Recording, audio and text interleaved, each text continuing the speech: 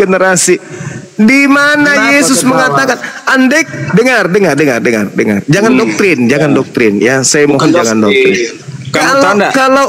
Kalau Roh Kudus itu adalah Yesus itu sendiri, ngapain dia pergi? Salam satu Tuhan.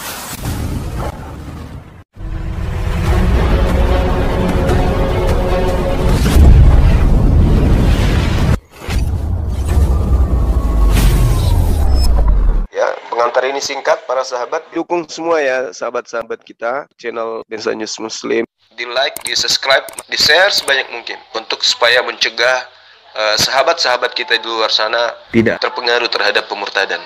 Semoga Allah memberikan selalu sikap istiqamah. Salam satu Tuhan, Allahu Akbar.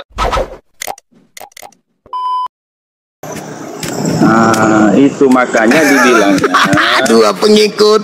Dia berkata, nanti ada penghibur yang akan kuutus kepadamu, yaitu adalah Roh kebenaran. Itu siapa? Itu karena yang diutus ini Yesus sendiri atau bukan? Karena telah selesai apa yang dia kerjakan. Itu saudara. Aduh, pandai kali lah kalian ini. Pandai.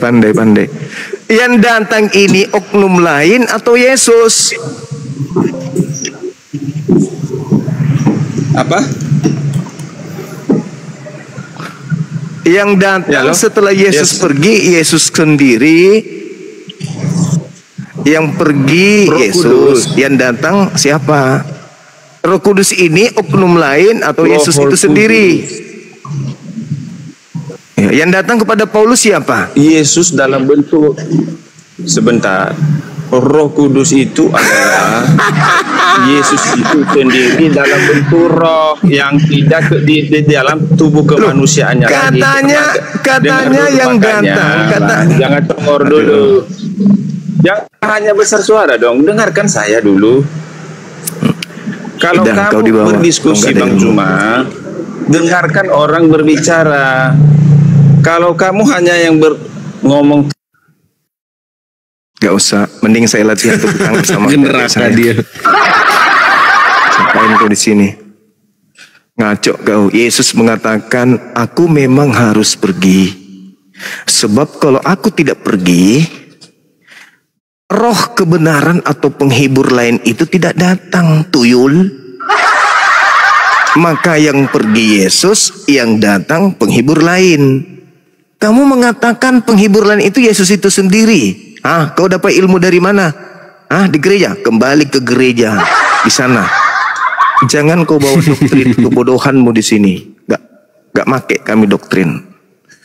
Ya, jadi kesimpulannya, yang datang kepada Paulus itu wajib hukumnya bukan Yesus. Harus penolong lain. Masa Yesus pergi yang datang lagi Yesus, sementara di Ibrani 9 nomor 28 Yesus akan datang lagi sekali lagi. Sekali lagi Yesus akan datang. Kapan itu? Di akhir zaman. Sudah terjadi? Belum. Berarti yang datang kepada Paulus itu siapa? Yesus dalam rupa lain. Matamu suwe.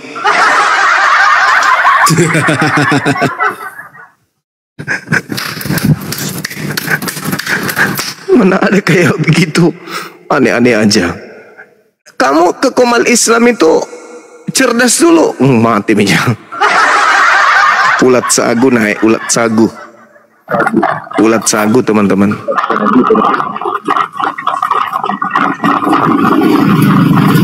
Halo Nona, selamat siang Nona.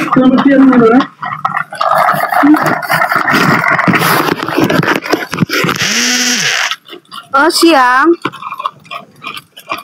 Kristen atau Islam Nona? Yang datang kepada Paulus siapa? Ya silakan.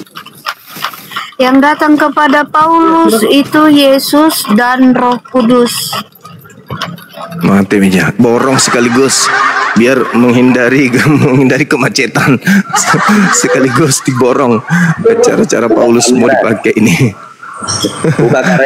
Buka kamera sama resmi, buka kamera. Menurut Yesus, waspadalah kepada penyesat yang datang kepadamu memakai namaku. Yang datang kepada Paulus memakai nama siapa? Jawab.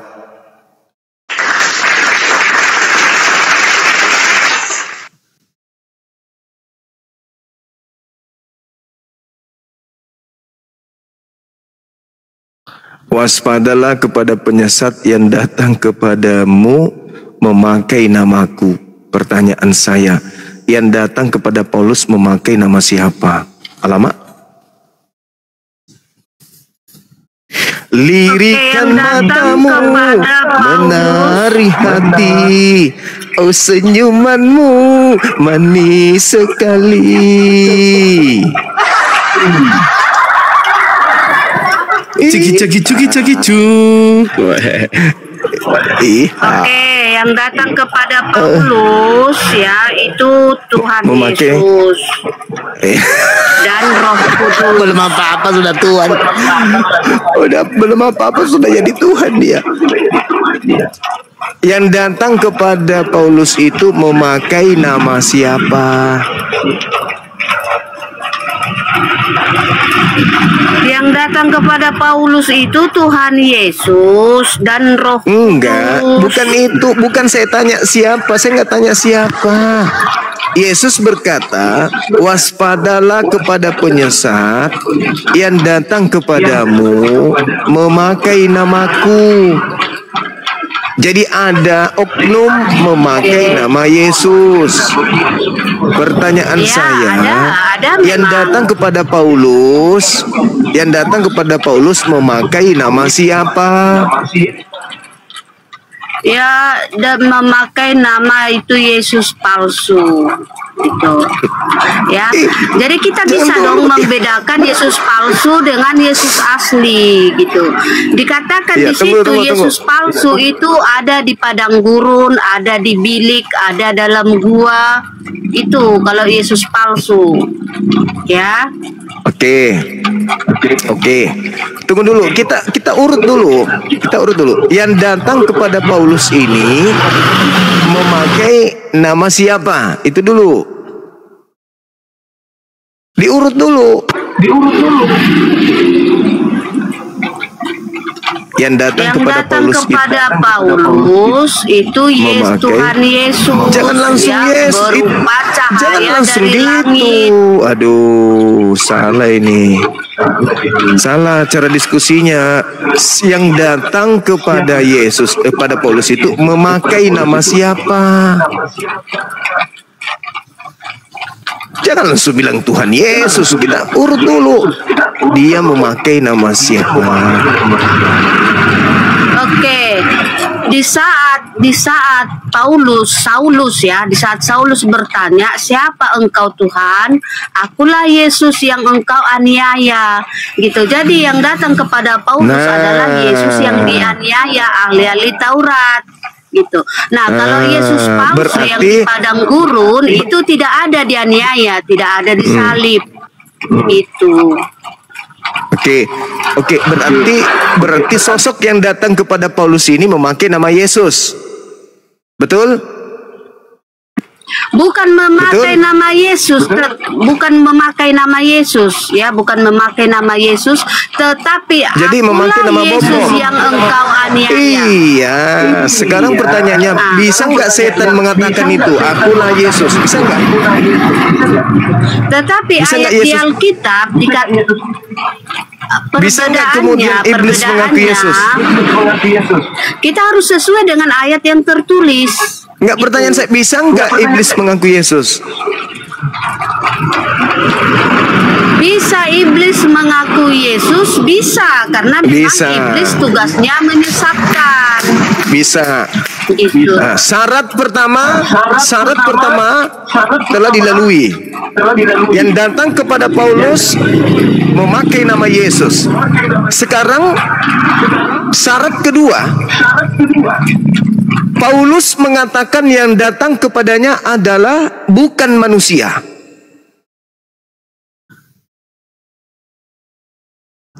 Sedangkan anak Maria ini manusia.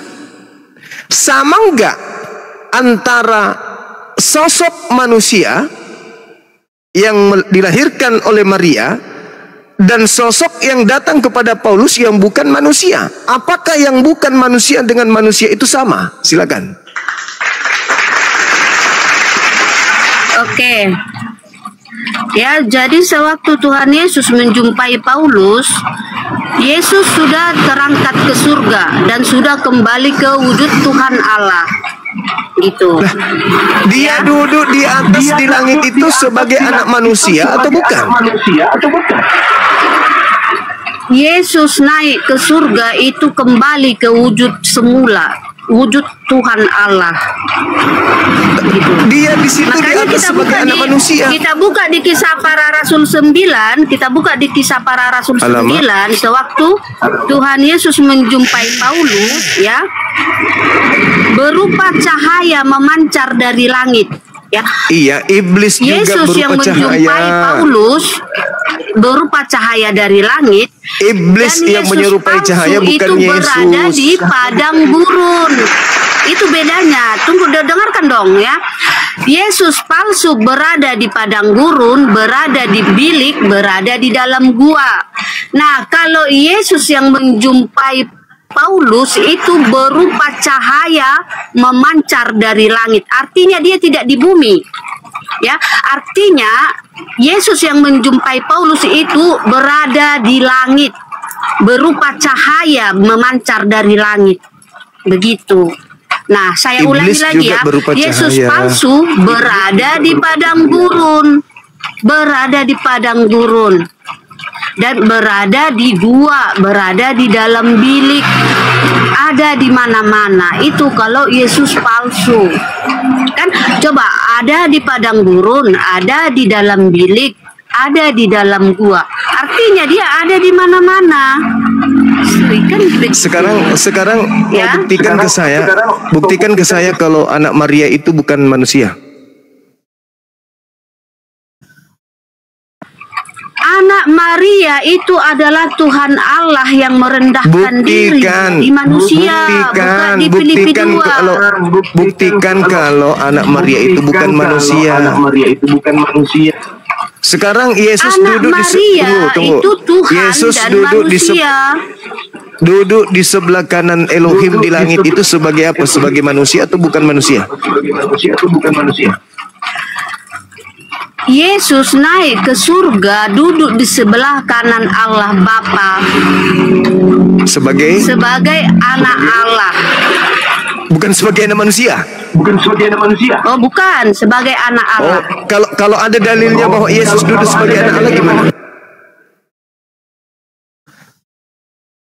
Kalau ada dalilnya Yesus naik ke surga, duduk di sebelah kanan Allah. Coba ditunjukkan dalilnya. Duduk di sebelah kanan Allah. Sebagai Bapa. anak manusia atau bukan? Sebagai anak manusia atau bukan? Ya, banyak dalilnya yang mengatakan itu. Sebagai anak manusia juga tidak masalah karena anak Allah menjadi anak manusia. Gitu berarti ya. kau Jadi pelintir. dia punya dua. Bukan. Berarti kau pelintir. Makanya Yesus duduk di sebelah kanan Bapa sebagai anak manusia. Paulus mengatakan yang datang kepadanya bukan manusia. Pertanyaan saya kepada saudara, apakah iblis itu manusia atau bukan?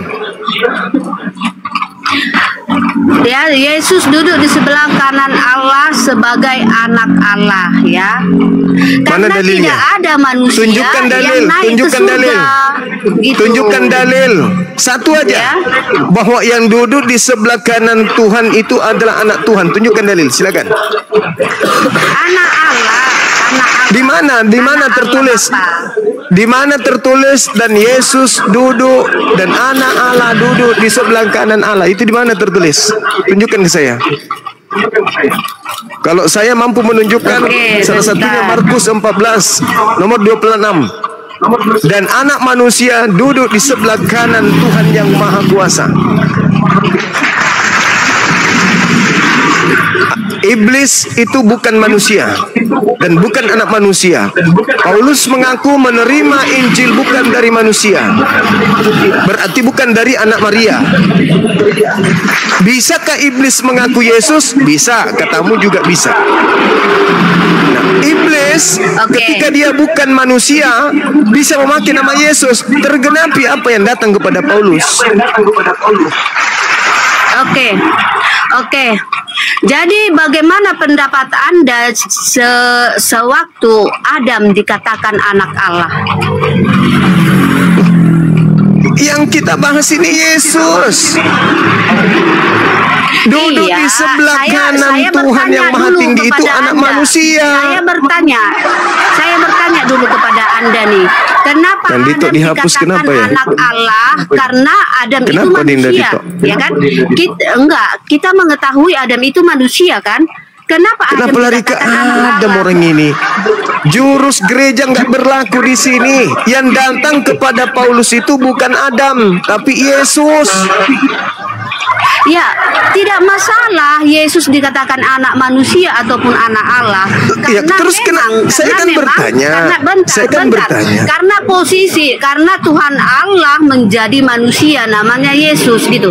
Jadi dua wujud itu dipakai oleh Yesus. Wujud Allah dipakai, wujud manusia juga dipakai. Jadi Yesus itu punya dua wujud, wujud Allah dan wujud manusia gitu.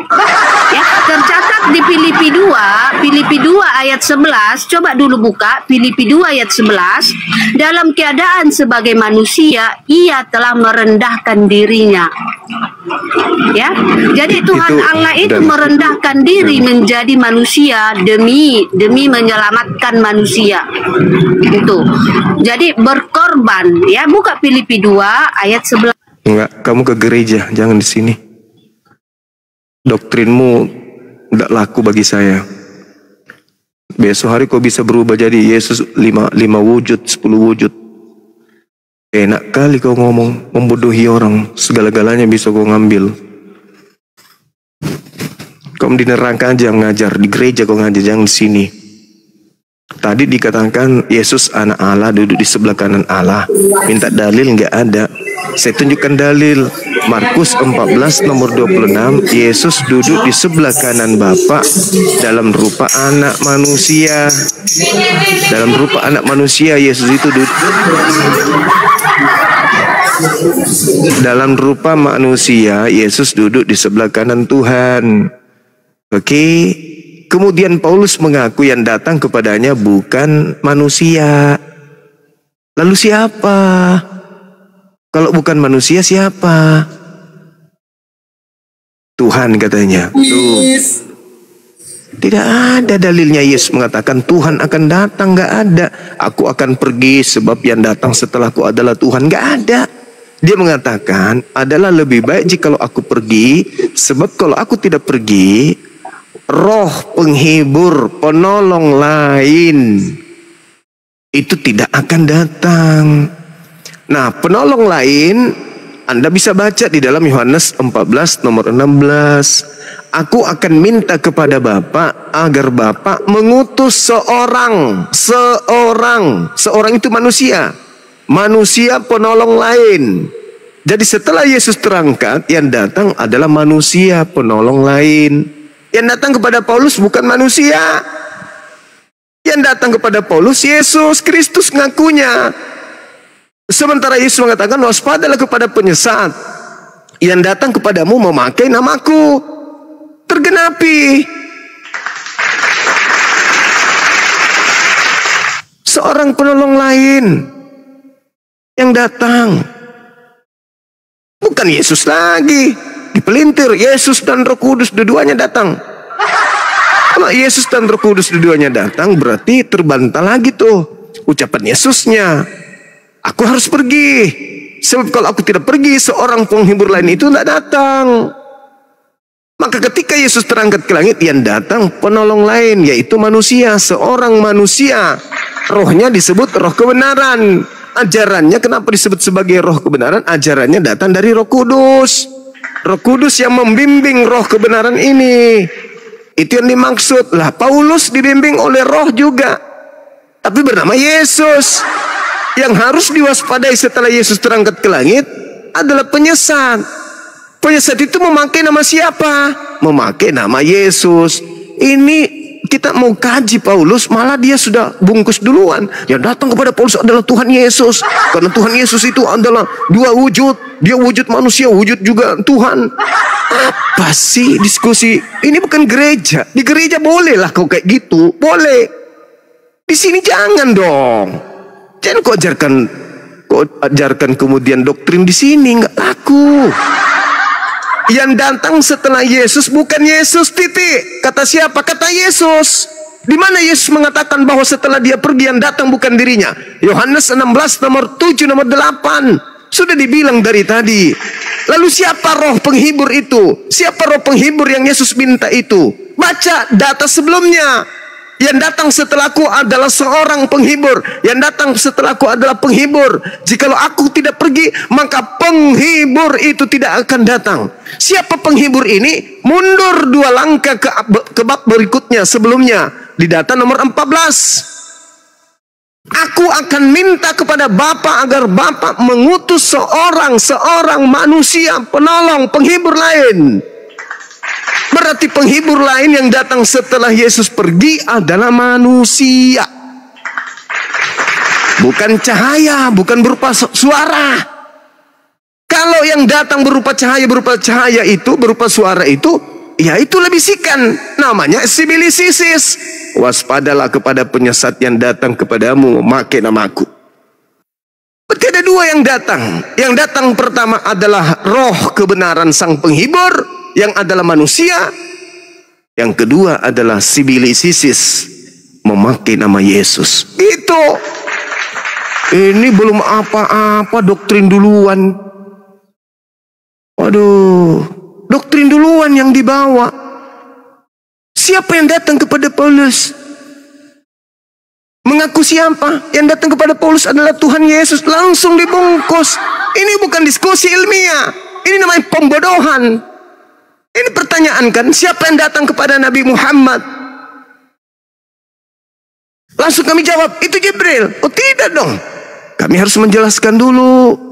Yang datang itu membawa Al-Quran, diterangkan. Kul nazzalahu. Jelas itu Al-Quran menjelaskan. Telah datang kepadamu Roh Kudus. Nah dijelaskan. Roh Kudus yang datang. Dijelaskan. Nah, sekarang yang datang kepada Yesus ini menggunakan nama siapa? Yang datang kepada Paulus menggunakan nama Yesus. Yang datang kepada Nabi Muhammad menggunakan nama Roh Kudus. Penyesat datang memakai nama Yesus. Nabi Muhammad sudah terhindar di situ. Saya tidak menafsir, saudara. Saya ulang lagi. Waspadalah kepada penyesat yang datang kepadamu memakai namaku. Yesus, Nabi Muhammad, Paulus. Hei Nabi Muhammad, yang datang kepadamu memakai nama siapa? Roh Kudus. Hai Paulus, yang datang kepadamu memakai nama siapa? Yesus. Kembali ke soal. Penyesat ketika datang memakai nama siapa? Roh Kudus atau Yesus? Jawabannya memakai nama Yesus. Kita bungkus ya. Penyesat datang setelah Yesus. Menurut Yesus memakai nama Yesus. Saya ulang lagi. Menurut Yesus, jangan menurut Al-Quran. Kalian tidak akan percaya. Menurut Yesus, penyesat datang memakai nama siapa? A. Yesus. B. Roh Kudus. C. Nabi Muhammad. D. Bom-bom. E. Handi. F. Goldian. G. Edis. H. Rudi Yohanes. Bla bla bla bla bla. Mana yang betul? Yesus. Waspadalah kepada penyesat yang datang kepadamu memakai namaku. Siapa namaku? Yesus. Berarti penyesatnya datang memakai nama Yesus. Nah, mari kita deteksi dua tokoh ini. Nabi Muhammad. Yang datang kepada Nabi Muhammad memakai nama siapa? Roh Kudus. Tepuk tangan. Ada nggak pernah datang kepada Nabi Muhammad selama 22 tahun menerima wahyu bernama Yesus? Akulah Yesus. Ada nggak? Nggak ada. Nabi Muhammad lepas dari keadaan itu. Kembali kita tanya kepada Paulus. Saudara Kristen, iya paman? Yang datang kepada Paulus ketika dia ke Damsyik memakai nama siapa? Yesus. Udah selesai. Berarti penyesat itu bekerja di mana? Di Nabi Muhammad atau di Paulus? Itulah jawabannya. Sederhana kan? Kalau tidak bawa doktrin. Kalau bawa doktrin, kalau bawa dogma, asbak rokok bisa juga kau tuhankan. Jangan pakai doktrin, jangan. Pakai ilmu, apa? Pakai ilmu. Apa fungsinya itu Bibelmu? Coba, apa fungsinya itu Bibel? Fungsi Bibelmu itu apa? Hah? Apa fungsinya? Tidak ada di situ dikatakan, waspadalah kepada penyesat yang datang kepadamu memakai nama Nabi Muhammad. Enggak ada. Waspadalah kepada penyesat yang datang kepadamu memakai nama Rohul Kudus. Enggak ada. Tapi yang ada adalah waspadalah kepada sibilisisis yang datang kepadamu memakai namaku dan berkata, akulah Kristus. Itu di mana itu terjadi? Di Nabi Muhammad atau di Paulus? Susah kali kalian ini diajak. Ayolah, mari diskusi ilmiah.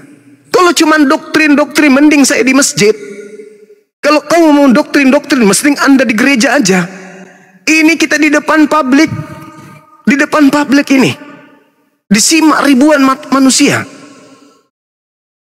Kenapa nggak mau jujur sih?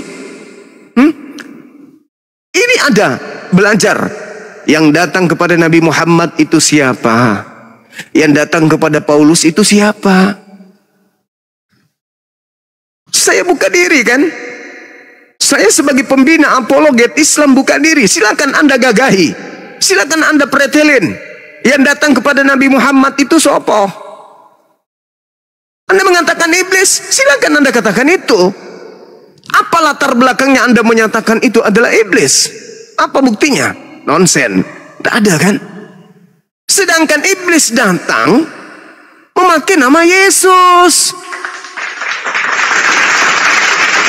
Ada nggak kemudian Nabi Muhammad bertemu dengan Yesus? Di mana itu? Nggak ada. Nggak ada Nabi Muhammad pernah bertemu dengan Yesus, nggak ada. Kemudian tadi Nenek Rasmi mengatakan, dengarkan. Nenek Rasmi itu mengatakan apa? Penyesat itu bertemu dengan Kristus di padang gurun katanya. Ayo, di dalam Kisah Para Rasul 9, Kisah Para Rasul 22, siapa yang menuju ke Damsyik? Nabi Muhammad atau naik lagi. Nabi Muhammad atau Paulus yang menuju ke Damsyik? Sedangkan jalan menuju ke Damsyik itu berdasarkan 1 Raja-Raja 19:15 itu adalah padang gurun. 1 Raja-Raja 19:15 area Damsyik itu adalah padang gurun. Siapa yang menuju ke Damsyik? Nabi Muhammad atau Paulus? Paulus. Siapa yang pernah mengaku bertemu dengan Kristus di padang gurun? Paulus. Kata bilik di Matius 26 nomor 24. 24 nomor 26. Penyesat itu, nabi palsu itu mengaku bertemu dengan Yesus di dalam bilik. Bilik di situ bahasa Yunaninya apa? Bahasa Yunaninya apa? Bilik di situ. Skubalon. Bilik itu apa di situ? Kamar rahasia. Kamar rahasia itu apa? Penjara. Siapa yang pernah di penjara, lalu di dalam penjara mengaku bertemu dengan Yesus? Hah? Siapa? Yang pernah di dalam bilik sekebalon, temeong? Di situ jelas itu. Ketika Paulus mengaku menulis surat dan bertemu dengan Yesus di dalam bilik rahasia, yaitu penjara, apakah tergenapi? Bahwa penyesat nabi palsu itu bertemu dengan Yesus di padang gurun. Ke Damsyik padang gurun, Paulus bertemu dengan Kristus. Dalam bilik penjara, Temeong, Paulus mengaku bertemu dengan Yesus. Tergenapi semuanya. Dan tengok ajaran setelahnya. Tengok ajaran Paulus setelahnya. Dia lemparkan hukum yang dia taati. Tadinya hukum Taurat dibilang dibilang tinja. Hukum Tuhan dibilang tai. Coba. Hukum Tuhan dibilang tinja oleh Paulus. Ini kejam kali ini yang datang pengaruhi Paulus ini. Jadi itu aja kesimpulannya. Jangan pakai doktrin, jangan pakai dogma. Pakai ilmu, pakai data. Penyesat itu datang menyamar memakai nama Yesus. Yang datang kepada Paulus menyamar memakai nama siapa? Paulus itu mengaku bertemu dengan siapa? Yesus. Sekarang tugas Anda membuktikan kalau itu Yesus asli. Sementara Paulus mengatakan, aku bertemu dengan Yesus yang bukan manusia. Sedangkan anaknya Maria itu manusia. Berarti yang datang kepada Paulus itu adalah penyesat. Ini kutanya nih muridnya nih, Ibu Rasmi. Coba buktikan, sejak kapan anak Maria itu bukan manusia?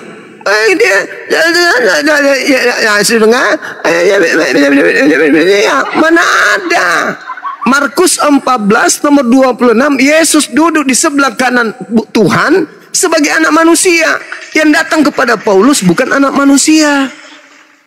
Sedangkan di dalam Ibrani 9 nomor 28, Yesus akan datang sekali lagi, menyatakan diri sekali lagi. Nah, kalau Yesus menyatakan diri sekali lagi itu kapan? Pada saat mana? Oh, akhir zaman. Berarti yang datang kepada Paulus itu bukan Yesus. Ayo, Bu Rasmi. Yesus menyatakan diri di atas muka bumi ini berdasarkan Bible itu berapa kali? Jawab. Jangan bawa doktrinmu di sini. Kalau bawa doktrin saya turunkan lagi. Oke, dari mana kita tahu kalau Yesus itu Allah? Buka di Yohanes 1 ayat 1 sampai 14. Ya, di situ firman itu menjadi manusia. Di situ dikatakan Yohanes Pembaptis sebagai saksinya. Buka di Yohanes 1 ayat 20. Di situ judul perikopnya Yohanes menunjuk kepada Yesus. Saya baca ya, ayat 29. Pada keesokan harinya Yohanes melihat Yesus datang kepadanya dan ia berkata, "Lihatlah anak domba Allah yang menghapus dosa dunia." Ya, jadi di sini Yohanes menunjuk kepada Yesus, mengatakan kalau Yesus itu adalah anak domba Allah yang menghapus dosa dunia.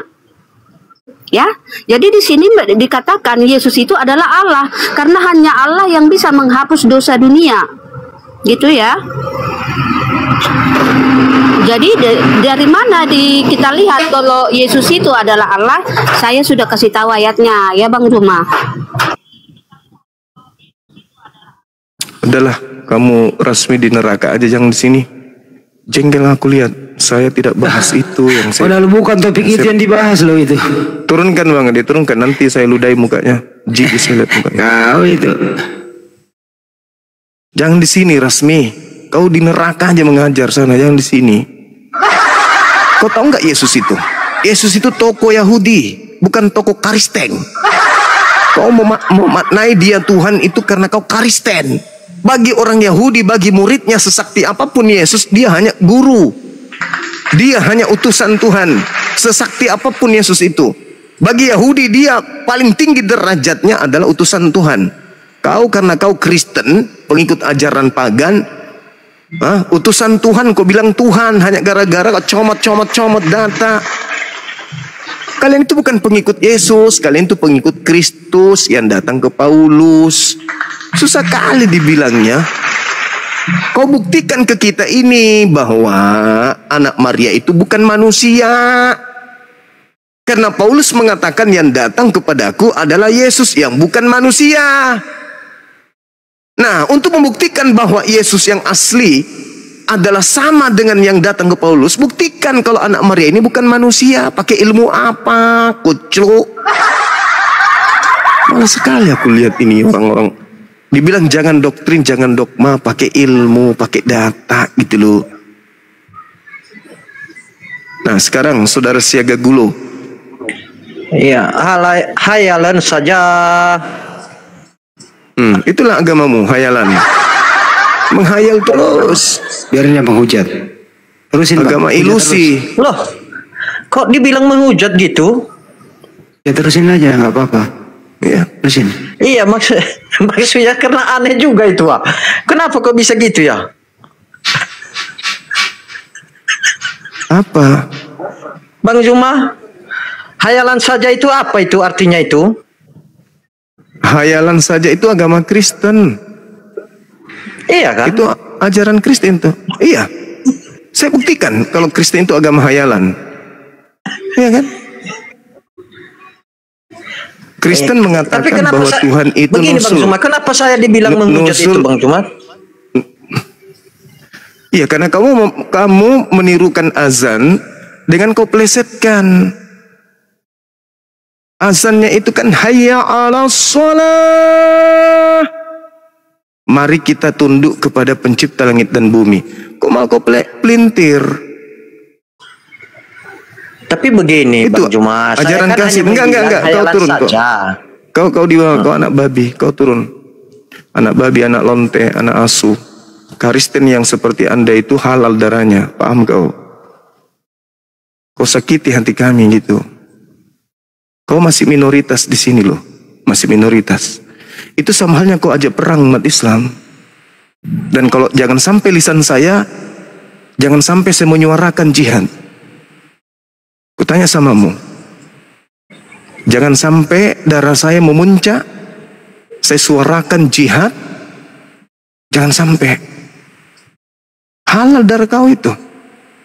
Harbi Gurunda, ngeri mereka. Halal darah kau itu. Agama lu yang hayalan, goblok. Azan kau bikin kayak gitu. Ya jangan sampai lisan saya terucap jihad ya. Jangan sampai lo. Jangan sampai. Negara ini utuh, negara ini tentram. Kalau umat Islam masih tentram, umat Islam masih tahan diri, negara ini akan tetap utuh kalau umat Islam masih tahan diri. Oke? 89%. Seapes-apesnya umat Islam yang tidak sholat sekalipun, kalau ada seruhan jihad, air laut bisa dikosongin sama umat Islam. Jadi jangan kau menista berlebihan kali, jangan kau anggap mainan yang seperti itu. Terlanjur Yesus anak Maria kau bilang binatang. Jangan kau persamakan Yesus yang kau setarakan dengan binatang dengan kami. Suara azan, lafaz azan pun kami tidak ridho. Kau hinakan seperti itu.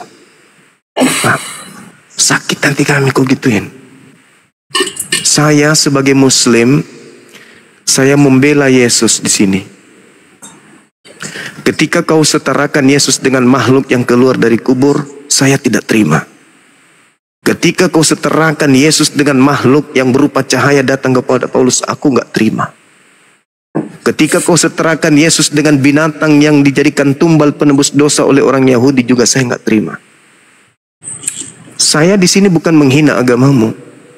Saya di sini membela Yesus. Karena Yesus itu pantas untuk dibela dari orang-orang kafir laknat seperti kalian. Yesus hanya untuk Bani Israel, bukan kepada kalian. Maka kami berdiri di sini untuk membela Yesus. Hati-hati kalau saya suruhkan komando. Hati-hati. Kalau saya sudah berdiri di depan dan menyuarakan jihad, saya tidak bisa tanggung jawab. Jangan kau pancing-pancing umat Islam. Nusantara ini sekuat apapun, kalau umat Islam yang berontak, kacau negara ini. Paham kau?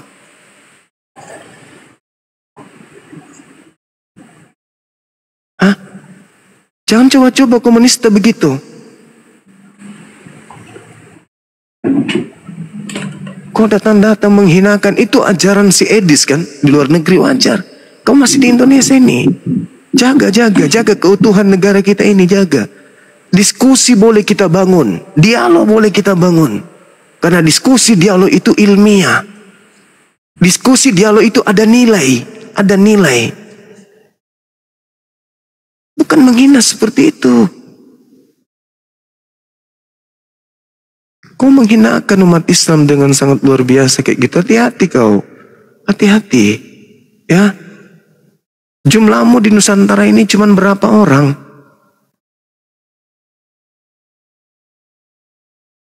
Jangan kau gitu. Indonesia ini bisa damai karena umat Islam mayoritas.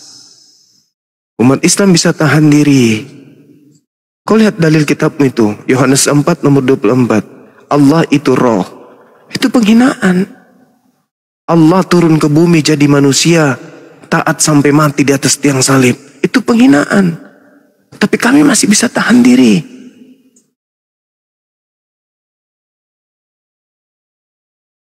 Jangan kau ulang lagi tuh ya. Jangan sampai saya hilap.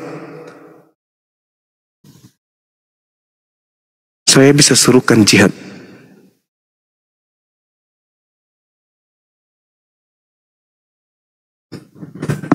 Pasukan jihad kami banyak, asal kau tahu.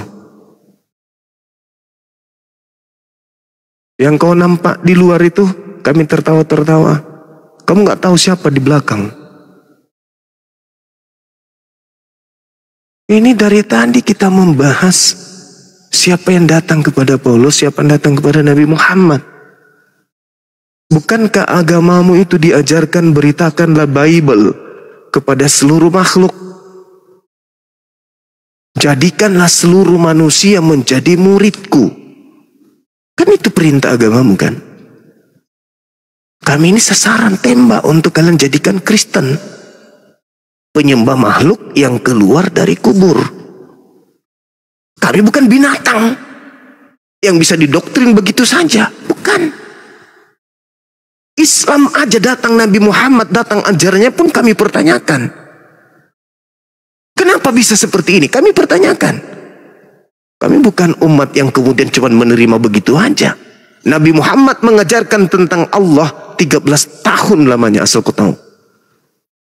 Jadi bagaimana mungkin dengan modal penjajahan, perampasan hak, pengambilan rempah-rempah di Nusantara ini, segampang itu kami mau beralih kepada agama yang dibawa oleh penjajah? Gak mungkin.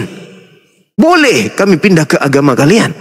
Lawan kami dulu, berdebat, berdiskusi, terangkan kepada kami. Siapa Kristus yang kalian sembah itu?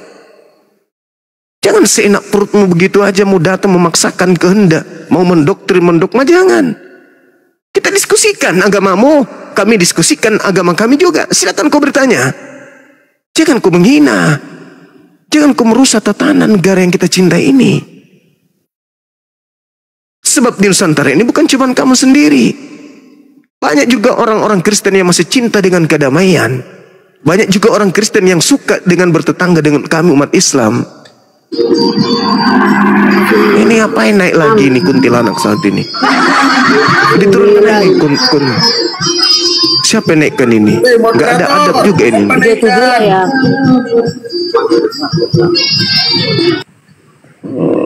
Yang hayalan agamamu goblok. Ya jangan kayak gitulah. Paulus itu tidak punya silsilah.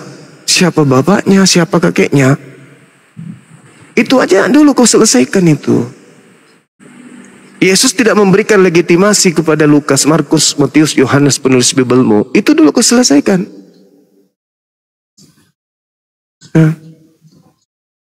Tidak boleh kayak begitu, saudara ya. Jangan karena keputusasaan kamu tidak bisa membela agamamu, kau kayak gitu. Jangan begitu. Kami juga bisa pleset-plesetkan ajaranmu kalau kamu mau.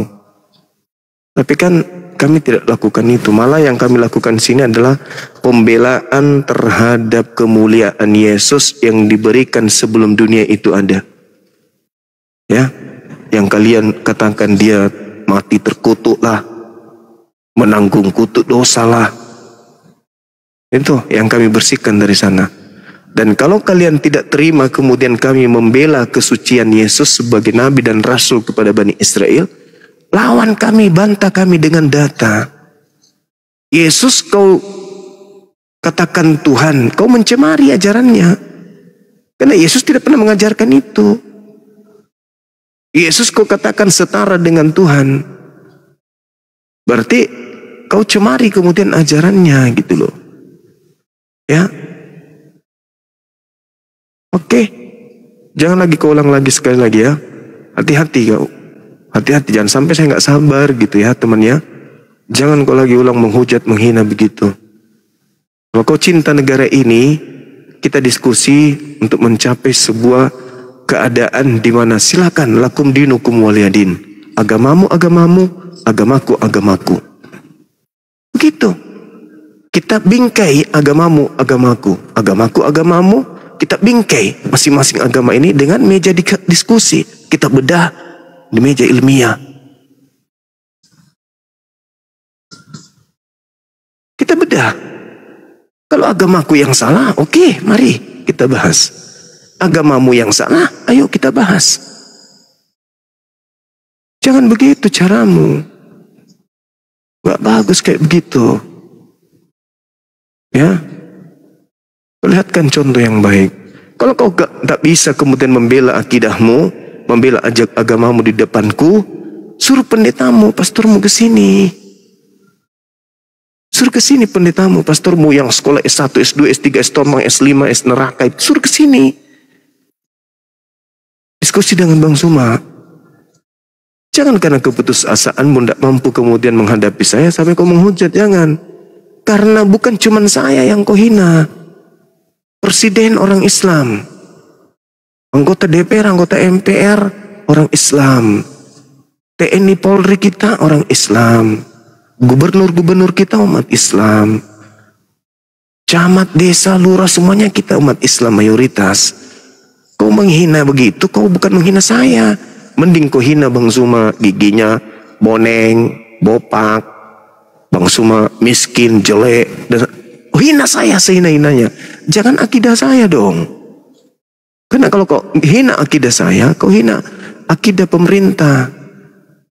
Atas berkat rahmat Allah, negara ini merdeka.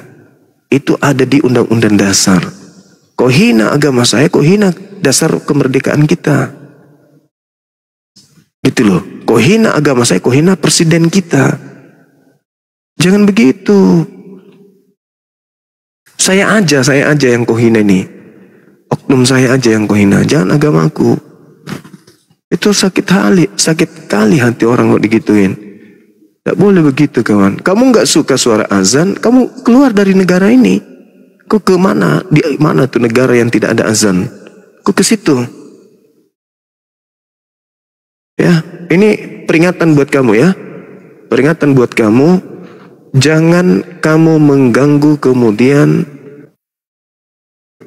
kenyamanan berbangsa dan bertanah air di Nusantara ini. Terkait dunia diskusi, dunia debat, itu dilindungi oleh negara.